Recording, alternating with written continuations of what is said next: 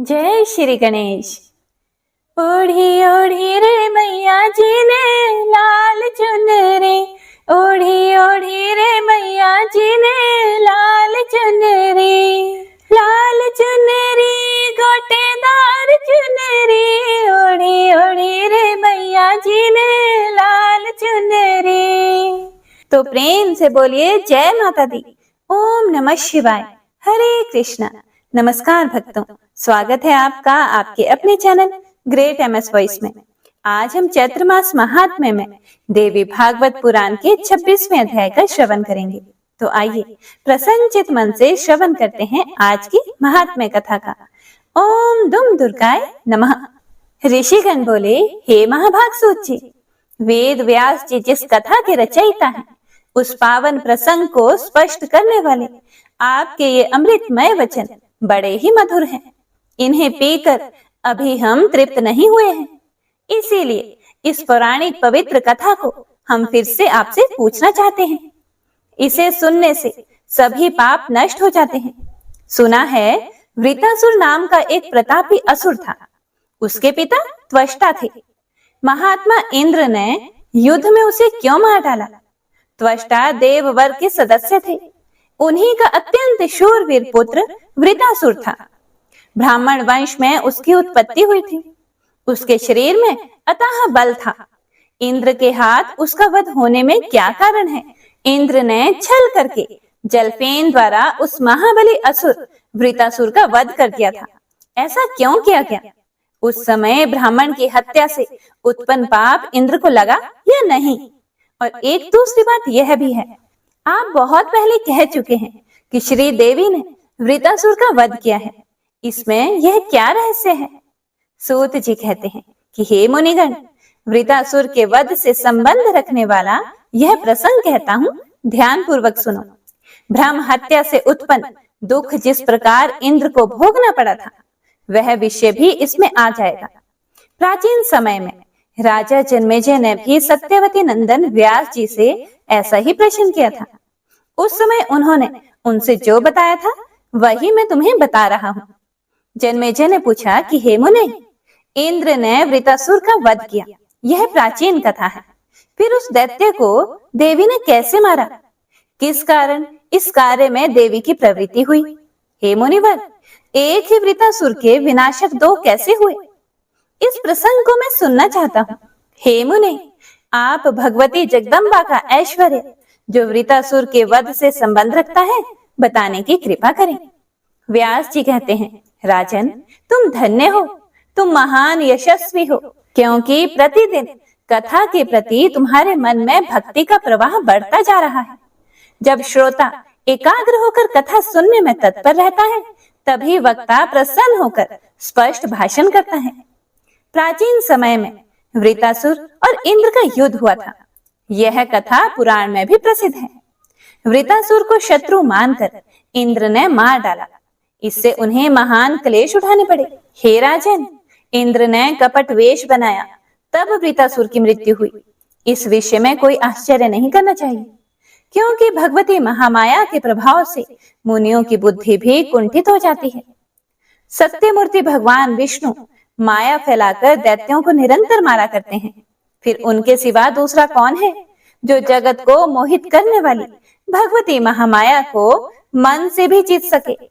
इन्हीं महामाया की प्रेरणा से श्री हरि मत्स्य आदि योनियों में प्रकट होते रहते हैं। हजारों युगों की यही स्थिति है।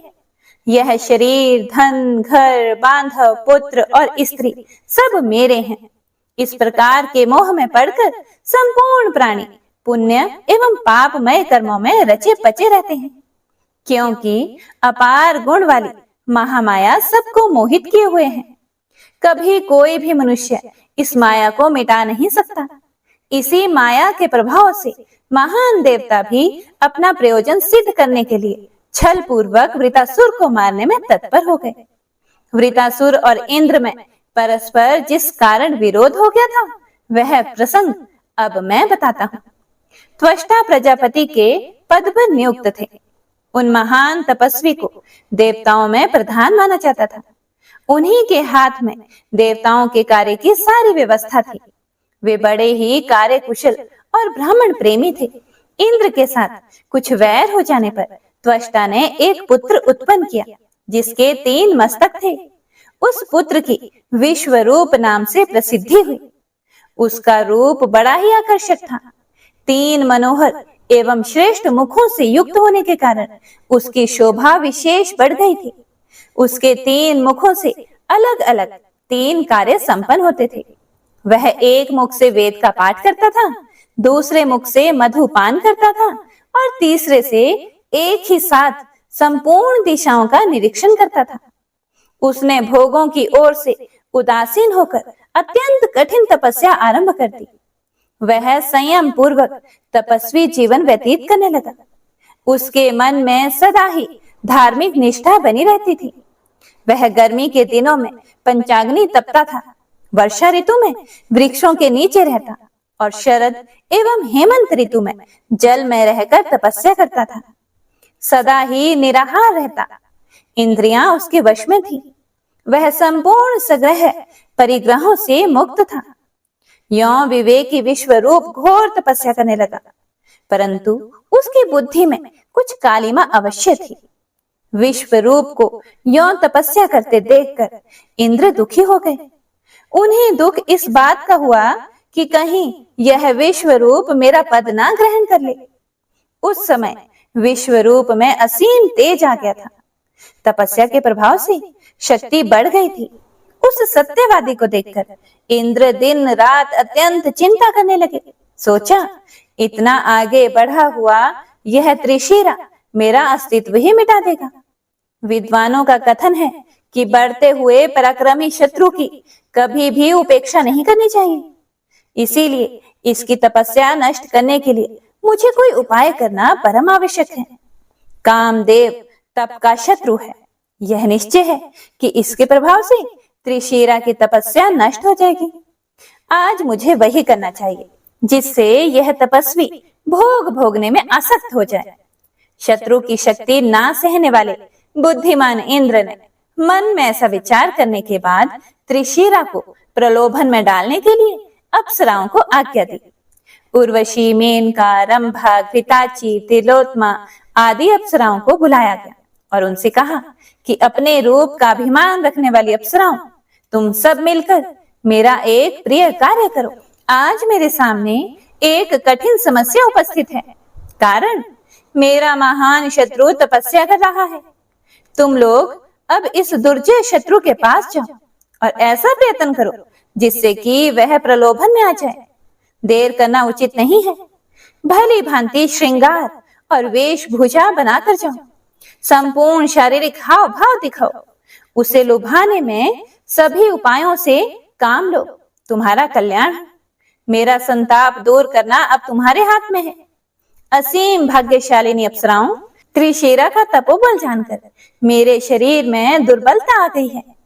उसका पराभव ना हुआ तो वह बलवान शत्रु बहुत शीघ्र मेरे आसन पर अधिकार जमा लेगा। आज इस कठिन कार्य के उपस्थित होने पर तुम सबको मिलकर मेरी सहायता करनी चाहिए। देवराज इंद्र की ये सभी बातें सुनकर अप्सराएं नतमस्तक होकर बोल उठी कि हे देवेश, आप निर्भय रहें। त्रिशिरा को लुभाने के लिए हम पर्याप्त प्रयत्न करेंगे। जिस किसी प्रकार से भी उसके द्वारा भय ना पहुंचे, वैसा ही हमारा प्रयत्न होगा। उस मुनि को लुभाने में नाचने, गाने, विहरने की सारी विधियां की जाएंगी। विभो, अपनी भाव भंगियों एवं कटाक्षों से मोहित कर हम उसे वश में कर लेंगे।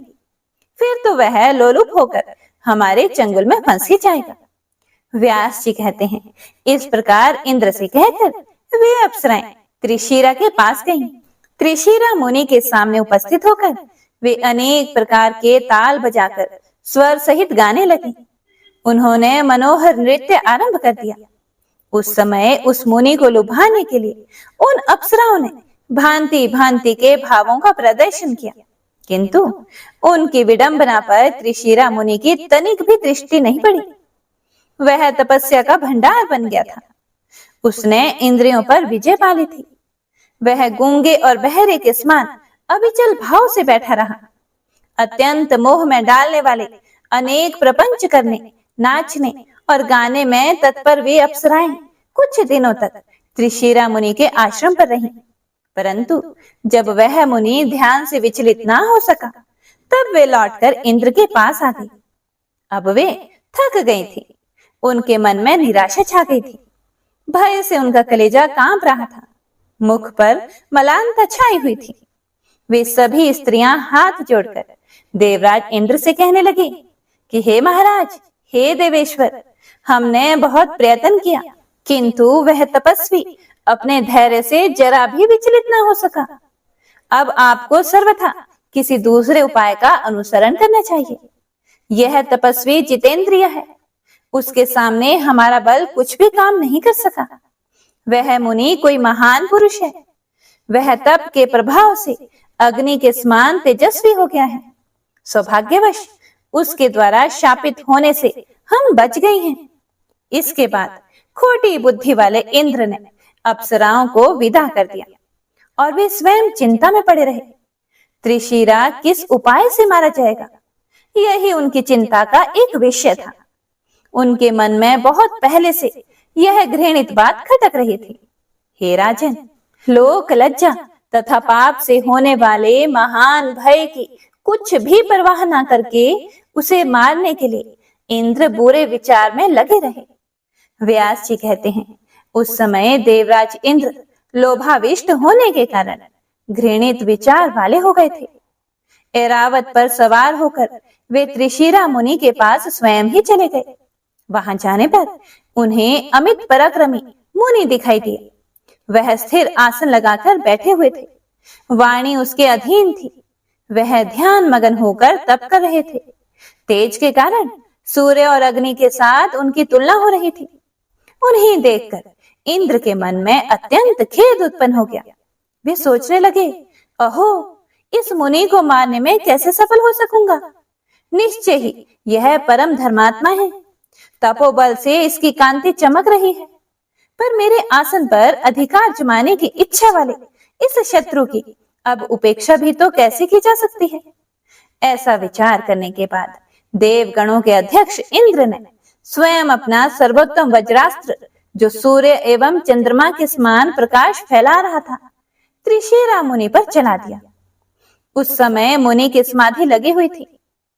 अब वज्र की चोट से घायल होकर वह तपस्वी जमीन पर गिर पड़ा। उसके प्राण त्याग कर गए। वह घटना देखने में बड़ी ही आश्चर्यजनक थी। जान पड़ता था कि मानो कुलिश से कटा हुआ पर्वत का शिखर गिर पड़ा हो। उसे मारकर देवराज को अपार हर्ष हुआ। वहां उपस्थित मुनिगण हाहाकार करने लगे। उनके मुख से निरंतर करुण ध्वनि निकलने लगी। हाय, शतक्रतु इंद्र बड़ा पापी है। इसने इस तपस्वी को मारकर बहुत बड़ा अनर्थ कर डाला। इस समय यह इंद्र महान दुष्ट और पापी बन गया है। तभी तो इसने इस निरपराधी मुनि की निर्मम हत्या कर डाली। हत्या से प्रकट हुआ पाप फल इस पापी को अवश्य भोगना पड़ेगा। इसके बाद त्रिशिरा मुनि का वध करके इंद्र अपने भवन की ओर चल पड़ा। वह मुनि महान आत्मा तथा तप का भंडार था। इंद्र द्वारा मारे जाने पर भी ऐसा प्रकाशमान हो रहा था कि मानो जीवित पुरुष हो। जमीन पर निर्जीव पड़ा था, परंतु प्राणधारी व्यक्ति की भांति उसके द्वारा चेष्टा हो रही थी। यह देखकर इंद्र अत्यंत चिंतित हो गए। उनके सभी अंगों पर उदासी छा गई। वे मन ही मन सोचने लगे कि कहीं ये फिर से तो जीवित नहीं हो जाएगा। उस समय सामने तक्षा नामक एक व्यक्ति खड़ा था। उस पर दृष्टि डालकर देवराज ने अपना काम सिद्ध हो जाने के लिए कहा, हे तक्षा, तुम मेरी बात मानकर इस महान तेजस्वी मुनि के मस्तक को धड़ से अलग कर डालो। ऐसा जान पड़ता है कि मानो यह जीवित हो। ऐसा प्रयत्न करो कि यह जी ना सके। इंद्र की बात सुनकर उन्हें निंद सिद्ध करते हुए तक्षा कहने लगा। तक्षा ने कहा कि इस मुनि का कंधा बड़ा ही विशाल प्रतीत हो रहा है। मेरी कुल्हाड़ी उसे मार नहीं सकेगी। फिर मैं इस घृणित कार्य में प्रवृत्त भी नहीं हो पाऊंगा। तुमने वह अत्यंत निंदित कर्म किया है। अच्छे पुरुषों ने ऐसे कार्य की घोर निंदा की है। जो मरा हुआ है उसे फिर से मारने में केवल पाप का ही भागी होना पड़ता है। मैं इस पाप से बहुत डरता हूँ। यह मुनि तो मर ही गया है, फिर इसका सिर काटने से क्या प्रयोजन? भला बताओ तो, इस कलुषित कार्य में क्या तुम्हें भय नहीं लगता? इंद्र बोले, इस मुनि का यह विशाल शरीर ऐसा जान पड़ता है कि मानो अभी इसमें प्राण वर्तमान है, इसीलिए मैं डर रहा हूं, कहीं मेरा यह विपक्षी मुनि जीवित ना हो जाए। तक्षा ने कहा, ऐसी निर्मम हत्या कितना नीच कर्म है। क्या तुम्हारे हृदय को यह आतंकित नहीं कर रहा? इस ऋषि कुमार के मारने से ब्रह्म हत्या हुई है, क्या तुम्हें इसका भय नहीं? इंद्र ने कहा, इस पाप को दूर करने के लिए मैं फिर प्रायश्चित कर लूंगा। महामते, छल करके भी शत्रु को मार डालना सर्वथा उचित है। तक्षा ने कहा कि हे भगवान, तुम्हें महान लोभ खेरे हुए है, इसी से इस समय यह पाप कर रहे हो। किंतु हे विभो, भला बताओ तो, तुम्हारे सिवा मैं इस नीच कर्म में सम्मिलित क्यों हूं? इंद्र बोले, अब से सदा के लिए मैं निश्चय कर देता हूं कि समस्त यज्ञों में मैं तुम्हें भी भाग दूंगा। यज्ञ करते समय मनुष्य तुम्हें बलि चढ़ाया करेंगे। तुम्हारे लिए यह मूल्य निर्धारित हो गया। इसके बदले में त्रिशिरा के मस्तक को काट कर तुम मेरा प्रिय कार्य करो। व्यास जी कहते हैं कि हे राजन, इंद्र की यह बात सुनकर तक्षा के मन में भी लोभ आ गया। लोभ तो पाप का मूल है ही। फिर तो उसने मजबूत टांगी उठाई, अर्थात मजबूत कुल्हाड़ी उठाई, और उससे त्रिशिरा के मस्तक धड़ से अलग कर दिए। उन तीनों मस्तकों के कट जाने पर जमीन पर गिरते ही तुरंत उनसे हजारों पक्षियों का जन्म हो गया। उस अवसर पर मुनि के मुख से गोरैया, कबूतर और तीतर आदि पक्षीगण पृथक पृथक उत्पन्न हो गए। त्रिशिरा मुनि जिस मुख से वेद का स्वाध्याय करता और सोम रस पीता था, उससे तुरंत कबूतर निकल आए। सोम रस पीते समय समस्त दिशाओं पर दृष्टिपात करने के लिए जिस मुख से काम लिया करता था, उससे अत्यंत चमकीले तीतर उत्पन्न हुए। मधु पीने वाले मुख से गोरैयों की उत्पत्ति हुई। हे राजन, इस प्रकार त्रिशिरा से इन पक्षियों का निष्क्रमण हुआ है।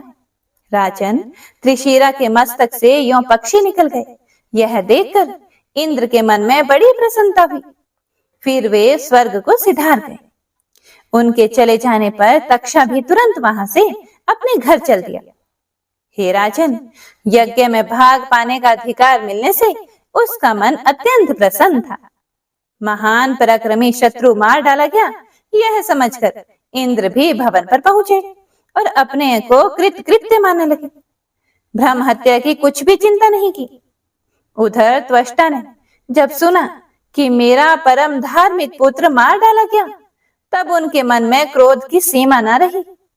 उन्होंने यह वचन कहा कि मेरा पुत्र एक पुण्य आत्मा मुनि था और जिसके द्वारा वह मारा गया है, उससे बदला अवश्य लेना है। इसीलिए उसके वध के लिए मैं फिर से पुत्र उत्पन्न करूंगा। देवता मेरा पराक्रम और तप बल देखें। आज की महात्म्य कथा यहीं समाप्त होती है। इससे आगे का वृतांत आप अगले अध्याय में सुनेंगे। जय माता दी, आपका मंगल हो।